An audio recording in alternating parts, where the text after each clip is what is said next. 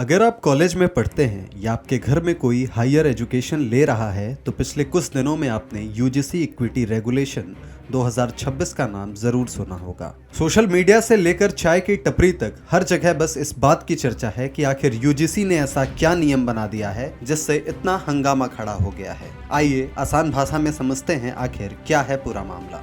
दरअसल university grant commission ने 15 जनवरी 2026 से पूरे देश में नए नियम लागू किए हैं। इसका सीधा सा मकसद है कॉलेजों और यूनिवर्सिटीज में भेदभाव को खत्म करना। यूजीसी चाहता है कि किसी भी छात्र के साथ उसकी जाति, जेंडर या बैकग्राउंड की वजह से बुरा बर्ताव ना हो।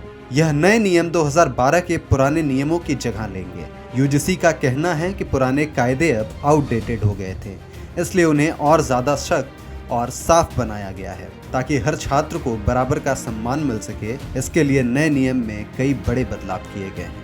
नए नियम इस प्रकार हैं कि अब चाहे सरकारी कॉलेज हो या प्राइवेट यूनिवर्सिटीज, हर जगह एक इक्विटी सेल अर्थात समानता समितियां बनाना जरूरी होगा। इसका मकसद कैंपस में जातिगत भेदभाव को रोकना और सभी वर्गों के लिए समान, सुरक्षित और सम्मानजनक शैक्षणिक माहौल सुनिश्चित करना बताया गया है। ये समितियां एक तरह की अदालत जैसा काम करेंगी।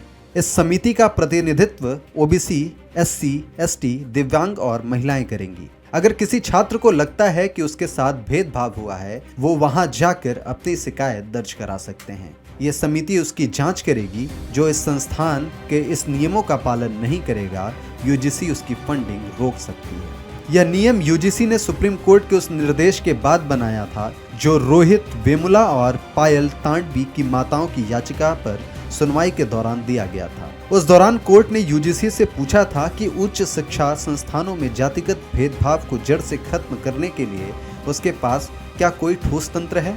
अब सवाल आता है कि अगर नियम किसी पुराने केस के आधार पर भलाई के लिए बनाए गए हैं तो फिर बवाल क्यों हो रहा है, क्यों पूरा मामला हाई कोर्ट तक पहुंच गया। तो इस विवाद के पीछे मुख्य रूप से दो बड़ी वजह हैं, जिनमें से पहली वजह है पुराने यूजीसी नियम के तहत मुख्य रूप से एससी और एसटी समुदाय के लोगों की जातिगत भेदभाव की शिकायतों को सुना जाता था, मगर अब इस नियम में ओबीसी वर्ग को भी शामिल कर लिया गया है। इसका मतलब यह है कि अब ओबीसी छात्र, शिक्षक और कर्मचारी भी अपने साथ होने वाले उत्पीड़न या भेदभाव की शिकायत समिति में दर्ज करा सकेंगे। जनरल कैटेगरी के कई लोगों और छात्रों का मानना है कि ओबीसी को पहले से ही आरक्षण जैसी सुविधा मिल रही थी, ऐसे में उन्हें भी इस कैटेगरी में रखना बाकी छात्रों के साथ अन्याय हो सकता है। वहीं दूसरी वजह समानता के अधिकार पर सवाल खड़े कर रही है कि आरोप लगते ही जनरल कैटेगरी का छात्र आरोपी बन जाता है, मगर नए नियम में झूठी या बदले की भावना से